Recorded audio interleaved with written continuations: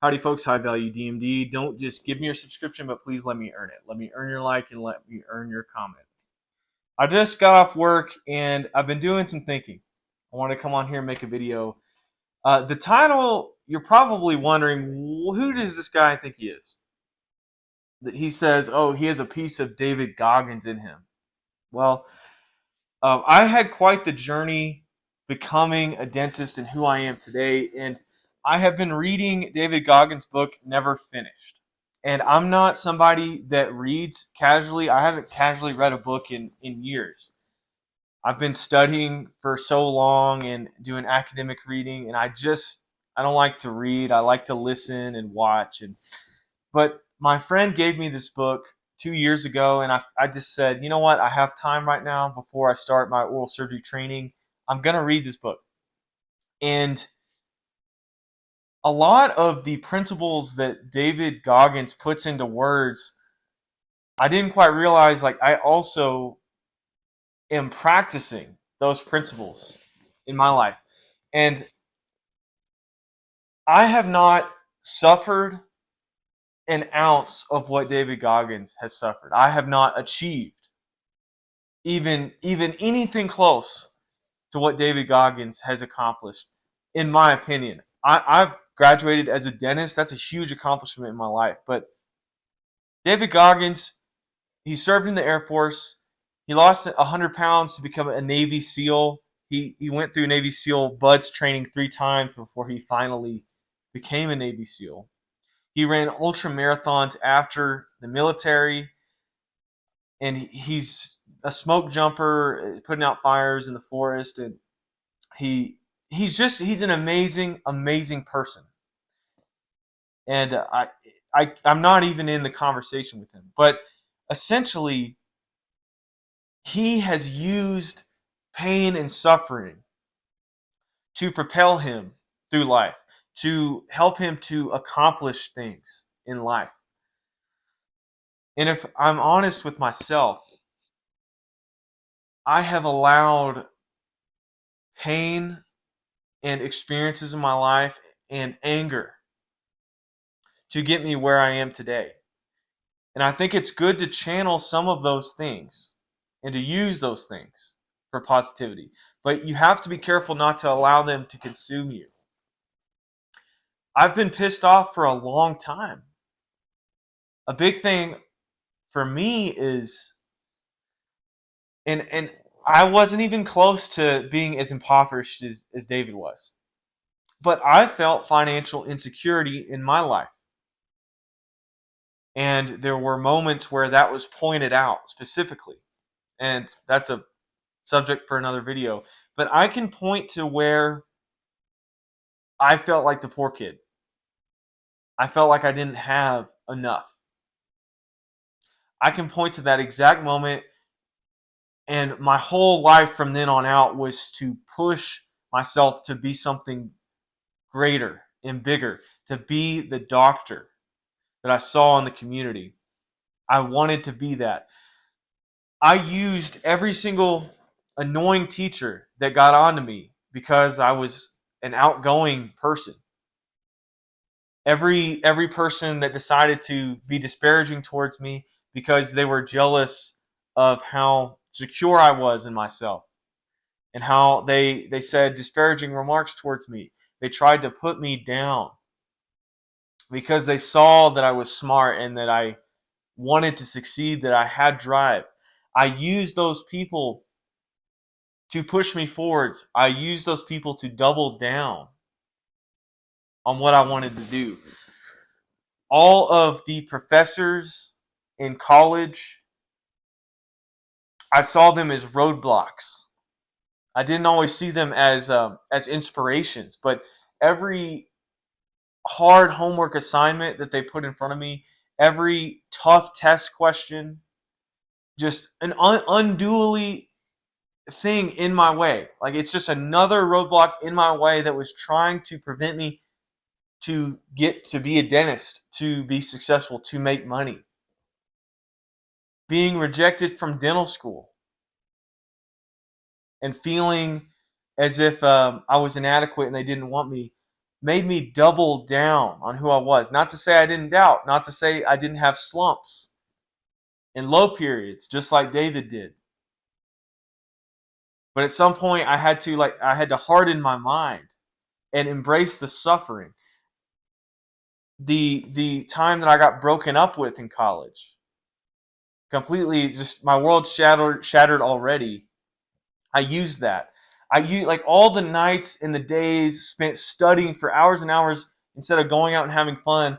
I remember being in that moment and suffering. And David Goggins talks about how he enjoyed the suffering, which is crazy. Like that's crazy to think about. But reading his words, I look back and part of me enjoyed the suffering and the struggle to get to where I want to go, because if someone had just given me all the money in the world, if I had married a rich woman that just gave and her dad just gave me a career, which I know somebody that did that, and he's in some pretty impressive circles. Like he's hung out with Justin Bieber. Take that for what you will. Um, if I would have done that, I would have been miserable in my life. I would have been miserable. I could have never accepted someone else's money paying my way. For me. It's always been about the journey to suffer, and here I am. I have arrived in a way. All of those dental school professors, when they found out I wanted to do oral and maxillofacial surgery, I wanted to be a surgeon. Still to this day, people are jealous when they hear that. Still to this day, they feel inadequate when they hear that. Full grown dentists, they feel intimidated when I say I have been accepted to, I'm going to train as an oral and maxillofacial surgeon, the top of my field. They are intimidated. I have people that have messed with me. All those dental school professors, they put up roadblocks. They tried to stand in the way. They tried to discourage me. The dean of my dental school tried to tell me you're not cut out for that. Like you're not showing me what a resident would be. And yeah, there has been times out of my own detriment where I have gotten in my own way. But I just don't fit in the mold of what a lot of people want me to be. I don't. People who I don't respect, I find it hard to follow what they want me to do, for better or for worse. And that's going to change in oral surgery because all of those people have accomplished where I want to be. I think that's a lot different than some egghead who tried to be an oral surgeon who couldn't do it. I'm not going to fit in their mold.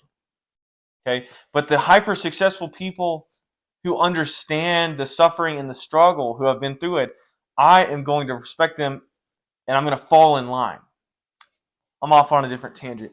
But the suffering I relate to in a way, in my own way. David, in his book, he talks about students and studying and trying to become a doctor a little bit, just just trying to relate to his audience. Excuse me.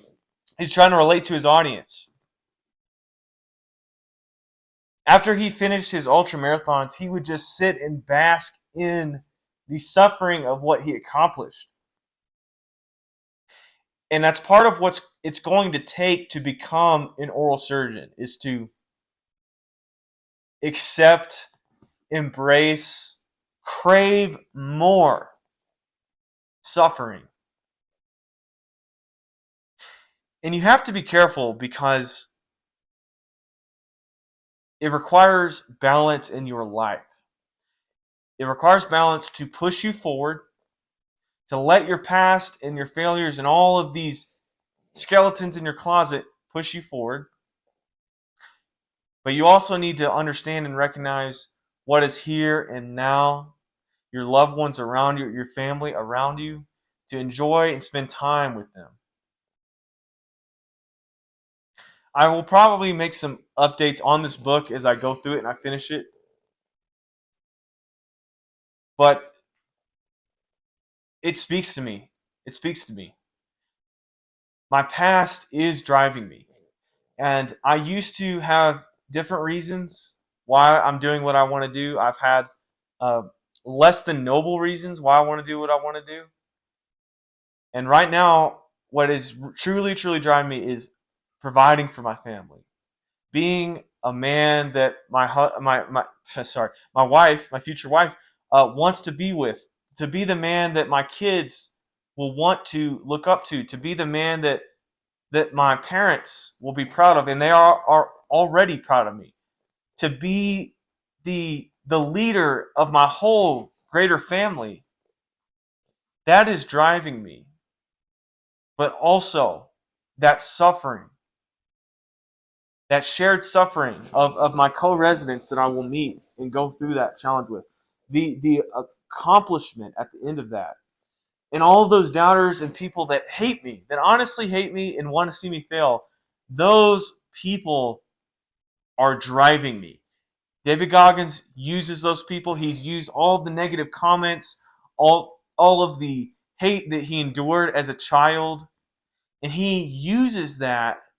And look where he is today and all of those accomplishments I've listed. He's a multimillionaire now from all of his book sales, all of his speaking events. And for me, I will accomplish nothing less than excellence, nothing less than success in my life. Whether it means educationally, financially, I'm pretty fit. I'm not in that category of fitness as he is. But hey, maybe one day it will spark in me to go in that direction also in pursuit of excellence. And so once again, that book is never finished, and I can't wait to finish it. I will update you more on this book. So let me know what you think below. Do you have something in your life that has driven you to a drive that it cannot be matched, that is almost uncharacteristic, that people look at you weird? Or are you in a phase of life that you're not there yet? You're sitting on the couch. You're sitting on the sidelines. You're watching somebody succeed more than you, and you want to be there, but you're just waiting for that moment. Are you in that stage that you're not ready for the suffering? Let me know. Let me know what you think below. Until next time.